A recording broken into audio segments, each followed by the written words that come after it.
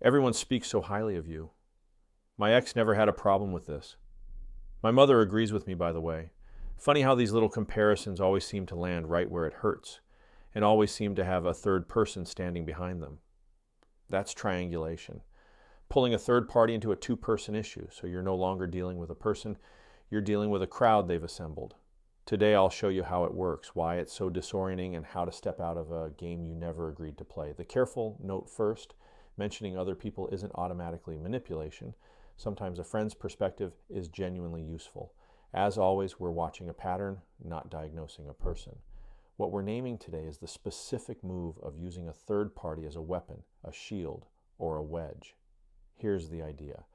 A direct conversation between two people is relatively balanced. It's just you and them, and you can each speak for yourselves. Triangulation breaks that balance by importing a third presence, real or invented, onto the other person's side. Suddenly it's not your view against theirs. It's your view against them plus an ally, them plus a comparison, them plus a whole invisible jury who all supposedly agree with them. You're outnumbered in a conversation that only has two people in the room.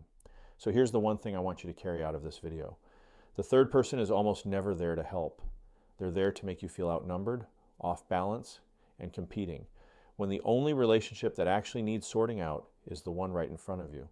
Let me name the common shapes so you recognize them in real time. The first is comparison. My ex never complained about this. Your sister manages to call every week. It sets up a rival and drops you into a competition for approval you never entered. And notice the trick.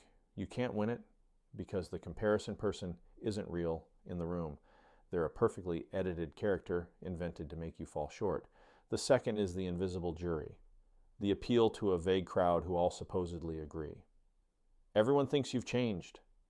People are starting to notice. No names, no specifics, just a fog of unnamed accusers. It's designed to make you feel surrounded and to send you spinning, wondering who's been talking about you. The third is the messenger game, routing communication through other people instead of speaking to you directly. Getting a friend or a family member to carry a message, take a side, apply pressure. It turns your relationships into a phone tree the other person controls. And the fourth, the harshest, is splitting, playing two people against each other, telling you one thing and someone else another, casting one person as the good one and one as the bad one, and quietly rearranging who's in favor. It keeps everyone anxious, competing for the good spot, and too busy with each other to compare notes. So what do you actually do? The first move, and the most powerful, refuse to compete. The whole comparison game only works if you step into the ring and start defending yourself against the phantom rival. Don't. You can simply decline to play. I'm not going to compare myself to your ex. Flat, calm, done. You're not arguing that you're better than the comparison. You're stepping off the scale entirely. The second move, bring it back to the two of you.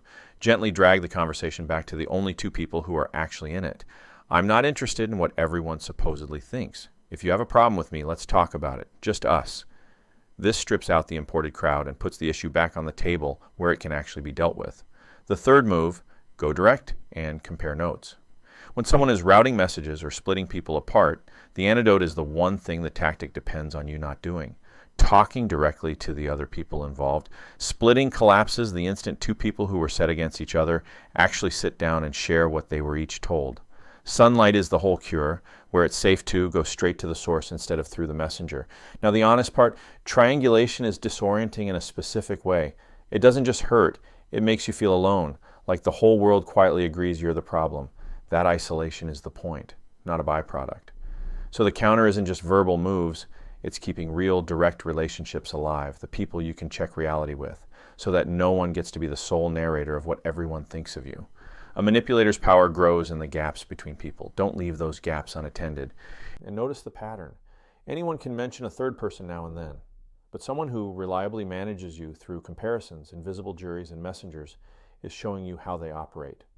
Through leverage rather than honesty, and that's worth seeing clearly. Here's the closeness, same as always. This is education, not therapy, and not a diagnosis of anyone. If you're being isolated from your support system as part of a larger pattern of control, that's a serious sign, and it's beyond what a video can help with. Real confidential support exists.